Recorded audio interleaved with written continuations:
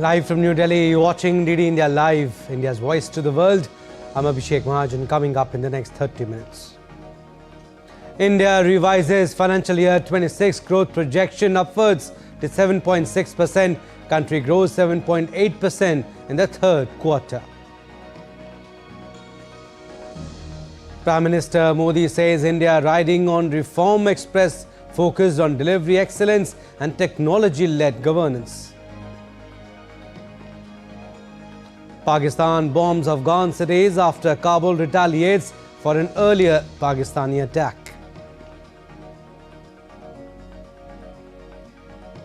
And in T20 World Cup, New Zealand take on England in a crucial Super 8 encounter. Victory will seal semi-final berth for the Kiwis.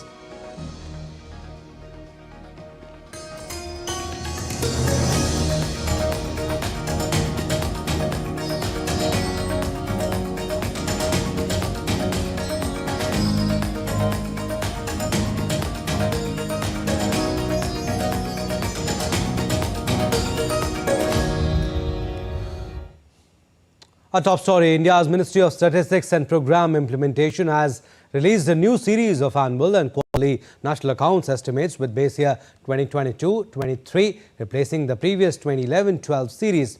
The announcement was made at a press conference in New Delhi on Friday, outlining the major changes in the revised GDP estimates. Statistics and Programme Implementation Secretary Saurabh Garg said that the revision aligns with international best practices and reflects the structural transformation of the economy over the past decade.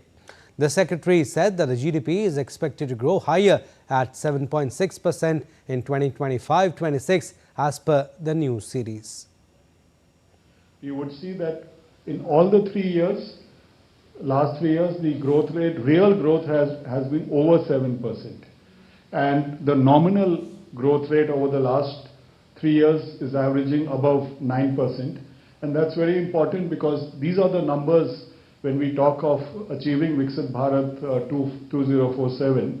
The numbers being talked about are between 7 to 8% real growth rates and between 9 to 10% of nominal growth rates. According to the new GDP series with base year 2022-23, India's economy is projected to maintain strong momentum in quarter 3 of financial year 25-26. Real GDP at constant prices is estimated at rupees 84.54 lakh crore, reflecting a year-on-year growth of 7.8% compared to rupees 78.41 lakh crore in quarter 3 of financial year 2024-25. At current prices, nominal GDP is projected to reach rupees 90.91 lakh crore, marking an 8.9% increase from rupees 83.46 lakh crore in the same quarter of the previous year. Similarly, real gross value added is expected to rise to rupees 77.38 lakh crore, showing a 7.8% growth, while nominal GVA is projected at rupees 82.58 lakh crore, up 8.2% from last year's rupees 76.35 lakh crore. Subsequent to the economic survey and the budget presentation, we also have had the framework agreement with the United States arrived at, etc. And therefore, we are increasing our GDP growth outlook for FY27 from 6.8 to 7.2 previously to between 7 and 7.4% under the new series.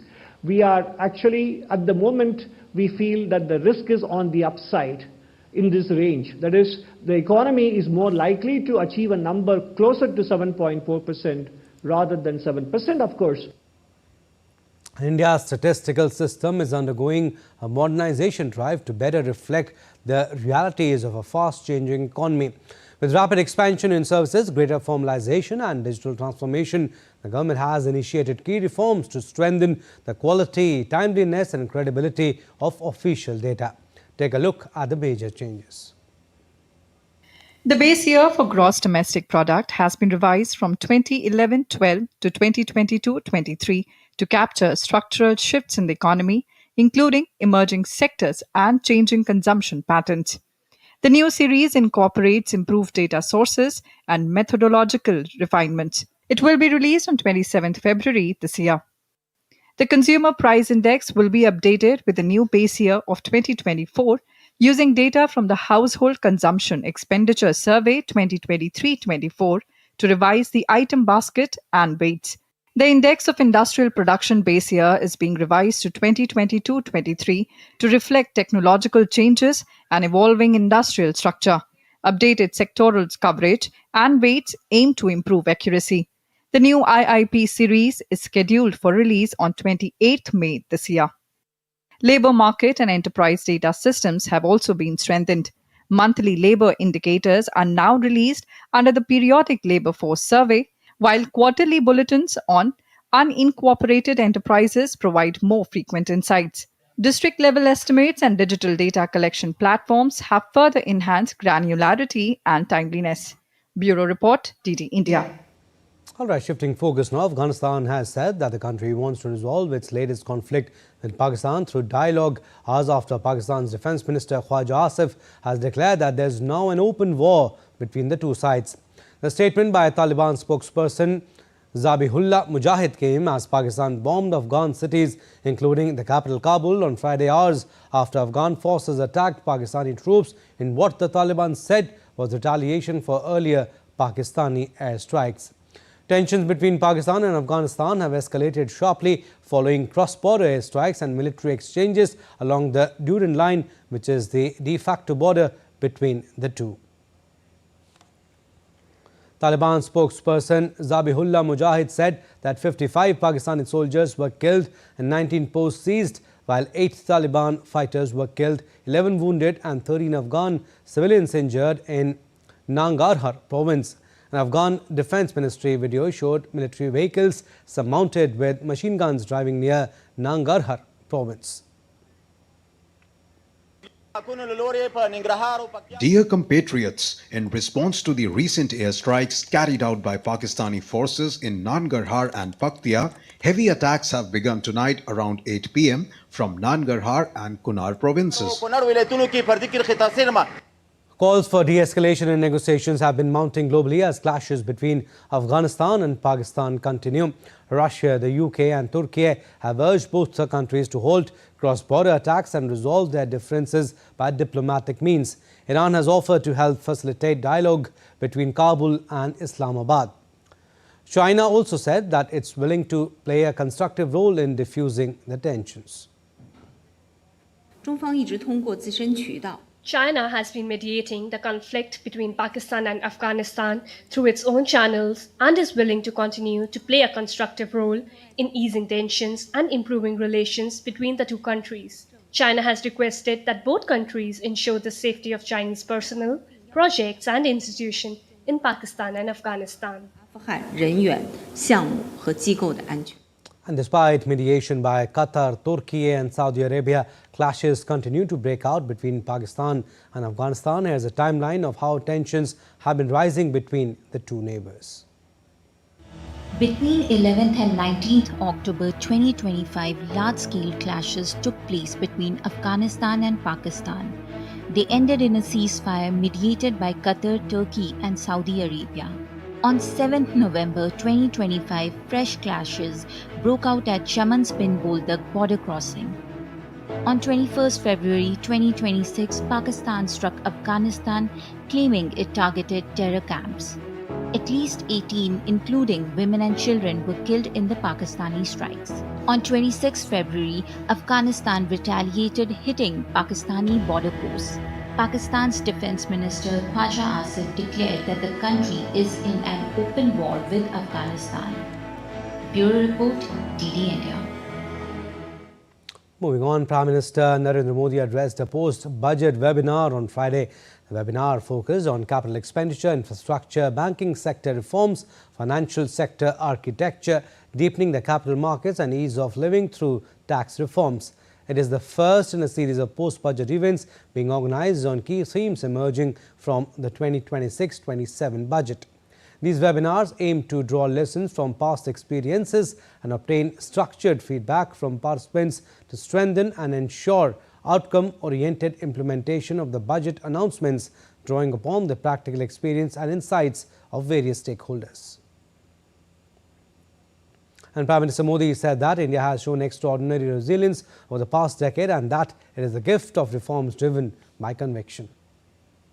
पिछले एक दशक में भारत ने असाधारण resilience दिखाई है और ये संयोग से नहीं आई है।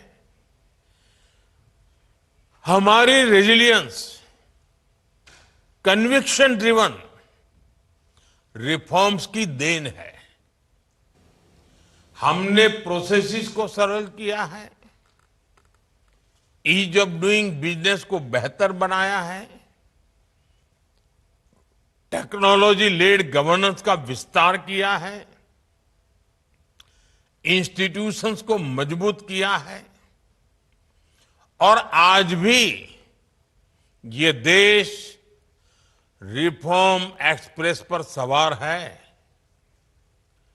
इस मोमेंटम को बनाए रखने के लिए हमें ना केवल पॉलिसी इंटेंट पर ध्यान देना है बल्कि डिलीवरी एक्सीलेंस पर भी फोकस करना है। Now, Canada's Prime Minister Mark Carney begins his 4-day visit to India from Friday. It will be his first trip to India as Prime Minister.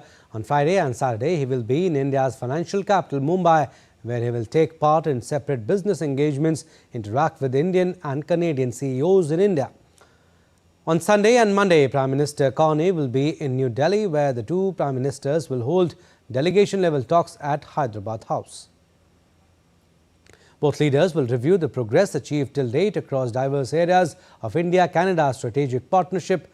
Prime Minister Modi and Prime Minister Carney will attend an India-Canada CEOs forum, and the visit will seek to reaffirm the positive momentum and shared vision of India and Canada in building a forward-looking partnership.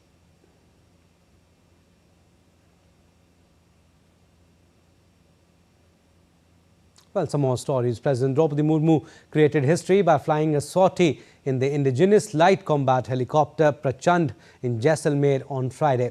Prachand is India's light combat aircraft. The sortie preceded exercise Vayu Shakti at Pokhran later in the day. DD India's Vishal Baristo reports. Dressed in uniform, the Supreme Commander of India, escorted by the Chief of the Indian Air Force, took sortie of the Prachand helicopter at the Jaisalmer Air Force Station.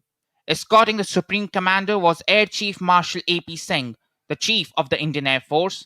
The highlight of the 25-minute sortie was the radio message of the President from the cockpit.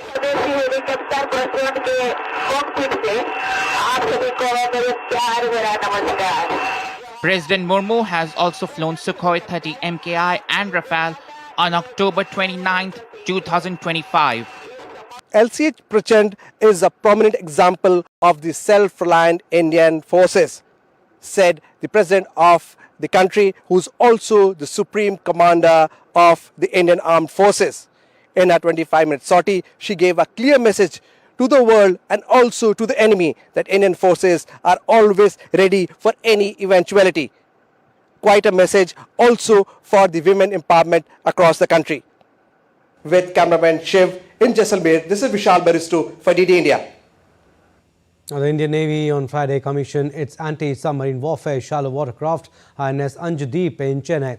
The third vessel of the 8-ship anti-submarine warfare shallow watercraft project was commissioned by Navy Chief Admiral Dinesh K. Tripathi.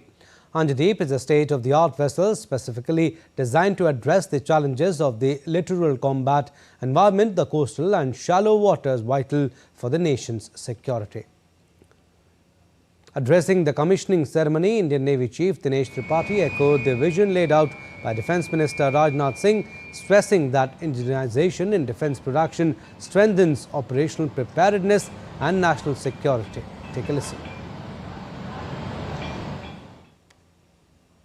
Raksha Mantri Shri Rajnath Singh ji had said that indigenization in defence production enhances operational preparedness and strengthens national security.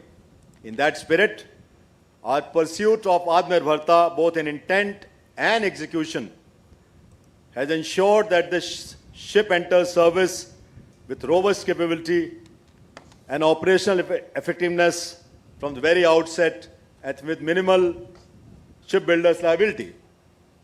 And sail training ship INS Tarangini of the Indian Navy arrived at Trincomalee on Friday as part of India's maritime outreach initiative, Bridges of Friendship, aimed at strengthening naval cooperation with Sri Lanka. It is on its return voyage from Visakhapatnam after participating in the International Fleet Review. The INS Tarangini, the first sail training ship of the Indian Navy, is renowned for its global circumnavigation in 2004 and its role in promoting India's maritime heritage and naval diplomacy. Still to come on this edition of DD India Live. Ukraine and the US conclude bilateral talks in Geneva. And Messi delights Puerto Rican fans as Inter Miami wrap up preseason tour with a win.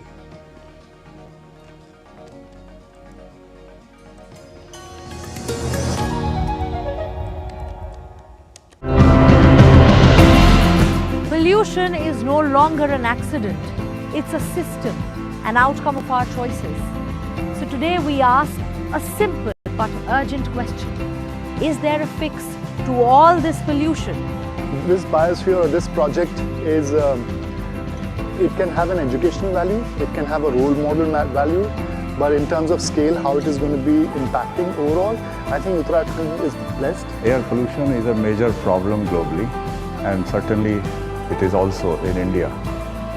So monitoring air pollution is one important step towards managing it.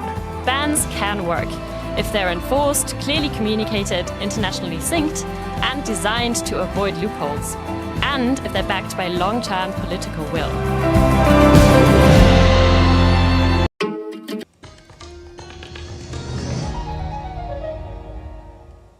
Welcome back. You're watching DD India Live. I'm Abhishek Mahajan. Some more stories. Iran has said that the US must drop what it called excessive demands if a nuclear deal is to be reached, even as negotiators reported progress after the latest round of talks in Geneva. The Oman-mediated negotiations come amid rising tensions, with US President Donald Trump warning of possible military action and setting a 15-day deadline for Iran to reach an agreement. Tehran insists that the talks should focus only on its nuclear program. But Washington, D.C. is also seeking limits on Iran's missile program and its support for militant groups. The U.S. Embassy in Israel announced on Friday that non-emergency government personnel and family members are authorized to leave Israel due to escalating safety concerns. In a statement posted on its website, the embassy said on February 27, the Department of State authorized the departure of non-emergency U.S. government personnel and family members of U.S. government personnel from Mission Israel due to safety risk. The decision comes amid heightened regional tensions following repeated threats from President Donald Trump to strike Iran. The United States is currently undertaking its largest military buildup in the Middle East in decades. Now, Ukraine and the US concluded their talks and preparations are underway for the next round of negotiations. Ukraine's chief negotiator Rustem Umerov said that the objective is to make the next trilateral meeting involving the US and Russia as substantive as possible. He said that particular attention during the latest meetings was devoted to Ukraine's economic track and long-term support mechanisms. Separately, Russia's presidential special envoy Kirill Dmitriev held talks with US representatives in Geneva. He declined to comment on the results of negotiations with the US. After the talks, Ukraine's President Volodymyr Zelensky said that trilateral talks are likely to take place in Abu Dhabi in March. The talks would aim to prepare the way for a meeting of Ukraine and Russia's leaders. There is more readiness for the next trilateral meeting. Most likely, the next meeting will be in the Emirates, in Abu Dhabi. We expect the gathering to happen at the beginning of March to finalize everything that was agreed for real security guarantees. To prepare a meeting at the level of country leaders, this particular format could advance many things. The former US Secretary of State Hillary Clinton told a committee of lawmakers that she did not remember ever meeting the late sex offender Jeffrey Epstein. Clinton said that she had no information to share about his criminal activities. She delivered a closed-door deposition to the House of Representatives Oversight Committee in New York City on Thursday. Clinton characterized her knowledge of Epstein's associate Ghislaine Maxwell as casual, describing her as an acquaintance. Hillary Clinton and her husband, former President Bill Clinton, initially refused to testify before the committee but relented when lawmakers moved to hold them in contempt of the legislature. Hillary Clinton expressed confidence that her husband knew nothing of Epstein's crimes when they were still in contact. Bill Clinton is scheduled to testify before the committee on Friday. Answered every one of their questions as fully as I could. Based on what I knew, I never met Jeffrey Epstein, never had any connection or communication with him. I knew Ghislaine Maxwell casually as an acquaintance. I think the chronology of the connection that he had with Epstein ended several years before anything about Epstein's criminal activities came to light. Paramount Skydance was poised to take control of Warner Brothers Discovery after Netflix said that it would not raise its takeover offer, effectively ending one of the biggest media bidding wars in a generation. The deal would place a vast portfolio, including CNN, Nickelodeon and HBO, under the control of the family led by Larry Ellison, a longtime ally of US President Donald Trump. Netflix said that matching Paramount's sweetened $31 per share offer was no longer financially attractive. Without a counter offer, Warner Brothers Discovery can now terminate its agreement with Netflix and proceed with Paramount's bid, which also includes financing commitments and a regulatory termination fee. And during just concluded PM Modi's visit to Israel, Modi-Raz, the creator of the critically acclaimed series Fauda, and other stars of the hit series met him. Fauda was showcased at the Goa Film Festival in November last year. Raz said he would love to come back to India again. It was amazing, and it was a huge honor to meet the Prime Minister of India, such a huge country. And we know that we have a lot of audience in India for our shows. And to get this honor from your Prime Minister, for us it was it's great, and great to see how we support acting and producing and art in your country. I think this is something that we should learn how to do it in our country as well. And we would love to collaborate again. My show Fauda was Netflix premiered Fauda 4th season in Goa Film Festival. We would love to come back and to do it again. In T20 World Cup on Friday, England will face New Zealand in their last Super 8 match. New Zealand spinners led by Mitchell Santner will pose some difficult questions to an English lineup spearheaded by marauding Harry Brook. The match is of greater significance to the Black Caps as they bid to seal a semi-final spot, while England are already through to the last 4 after logging 2 consecutive wins. The huge 61-run win over Sri Lanka has elevated New Zealand's net run rate to 3.05, and to ensure that they progress, the Kiwis have to just avoid a heavy defeat. From cricket to football now, Argentina soccer superstar Lionel Messi delighted Puerto Rican fans during a pre-season friendly between Inter Miami side and Ecuador's Independiente del Valle. The match had been rescheduled from 13 February after the Argentinian star suffered a hamstring injury. The game was knotted 1-1 at halftime before Messi, De Paul, Allende and Falcon entered the game in the second half to delight the crowd. Messi gave fans the moment they were hoping for in the 70th minute when he converted a penalty kick with a left-footed shot to the top right corner. Messi's goal proved decisive as Inter Miami claimed a 2-1 victory. Now, the international governing body for aquatic sports said that the Diving World Cup scheduled for early March in Mexico has been cancelled. The announcement was in response to the recent unrest following the death of Mexico's most wanted cartel leader, El Mencho. World Aquatics said that the safety and participation of all athletes remain a fundamental priority for it. The Diving World Cup had been scheduled for 5th to 8th March and was seen as a key part of preparations for Mexican divers in the Olympic cycle leading up to Los Angeles 2028. Well, that's all we have in this edition of DD India Live, but do let us know your thoughts on the news of the day. For those on the go, you can get all the latest news and updates from India and across the world on DD India mobile app. The app is available on both Android and iOS platforms. Scan the QR code on the screen to download now. And we'll be back with more news as it breaks here on DD India. I'm Abhishek Mahajan from all of us here in Delhi. Thanks for watching DD India Live.